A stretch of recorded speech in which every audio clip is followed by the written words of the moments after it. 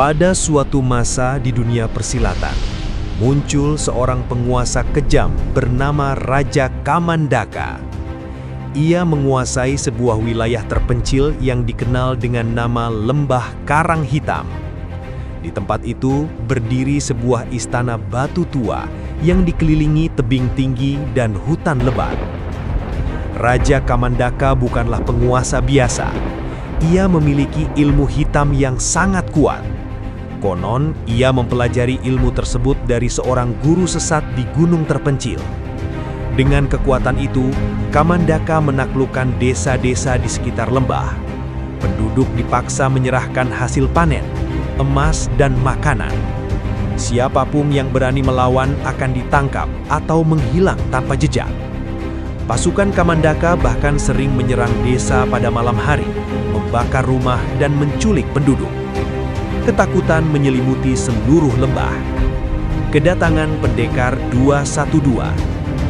Suatu sore, seorang pemuda berjalan santai di jalan tanah menuju lembah itu. Pakaiannya sederhana, rambutnya agak berantakan, dan di punggungnya tergantung sebuah kapak besar. Dialah Wiro Sableng, pendekar sakti yang dikenal dengan angka 212 di dadanya. Ketika ia tiba di sebuah desa, suasananya sangat sunyi, banyak rumah rusak dan penduduk tampak ketakutan. Seorang lelaki tua mendekatinya dengan hati-hati. "Anak muda, sebaiknya kau pergi dari tempat ini," katanya pelan. Wiro mengunyah singkong goreng yang ia beli di warung kecil. "Memangnya kenapa, Pak?" tanyanya santai. Lelaki itu lalu menceritakan semuanya tentang Raja Kamandaka dan kekejamannya. Wajah Wiro yang tadinya santai perlahan berubah serius. "Jadi ada raja yang suka menindas rakyat kecil," gumamnya. Wiro berdiri dan menepuk-nepuk pakaiannya. "Baiklah, sepertinya aku harus bertemu dengan raja itu." Istana batu yang menyeramkan. Malam itu juga, Wiro menuju istana Raja Kamandaka di puncak bukit. Kabut tebal menyelimuti tempat itu. Patung-patung batu besar berdiri di sepanjang jalan menuju gerbang istana. Saat Wiro tiba di depan gerbang, puluhan prajurit bersenjata tombak langsung menghadangnya. "Berhenti! Siapa kau berani datang ke istana Raja Kamandaka?" bentak salah satu penjaga. Wiro tersenyum lebar. "Aku cuma ingin ngobrol dengan rajamu." Para prajurit tidak memberi kesempatan. Mereka langsung menyerang bersamaan.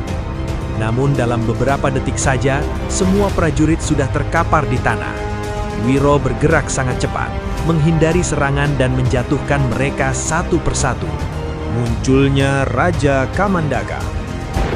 Tiba-tiba terdengar suara tawa berat dari dalam istana. Seorang pria tinggi berjubah hitam keluar perlahan dari pintu besar istana.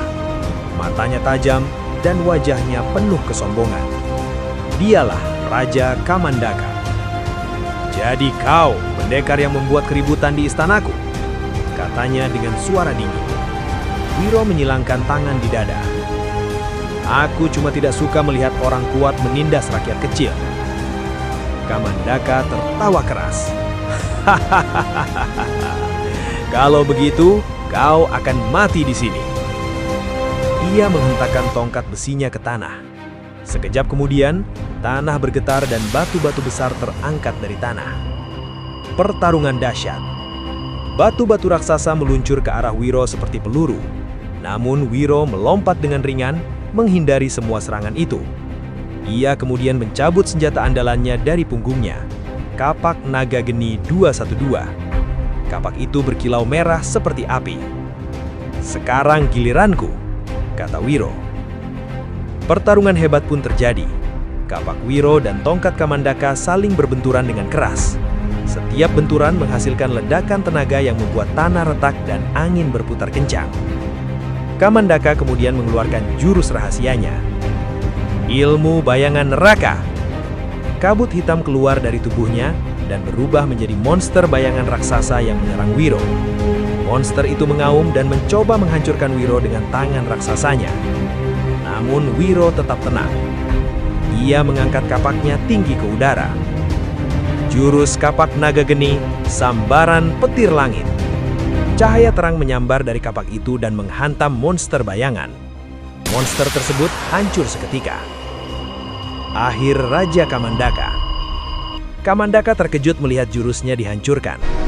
Ia mencoba menyerang sekali lagi, tetapi Wiro bergerak lebih cepat. Dalam satu gerakan, Wiro menghantamkan pukulan tenaga dalam yang sangat kuat. Kamandaka terpental jauh dan menghantam dinding istana. Tubuhnya jatuh tak berdaya.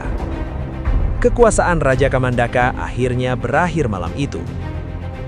Kedamaian kembali. Keesokan paginya, penduduk desa datang ke istana dan melihat bahwa tiran yang selama ini mereka takuti sudah dikalahkan. Mereka sangat bersyukur. Namun ketika mereka mencari pendekar yang menolong mereka, Wiro sudah tidak ada. Di sebuah jalan setapak menuju pegunungan, terlihat seorang pemuda berjalan santai sambil bersiul. Kapak besar tergantung di punggungnya. Ia adalah Wiro Sableng. Pendekar 212 itu terus melanjutkan perjalanannya, karena di dunia persilatan masih banyak kejahatan yang harus dihentikan.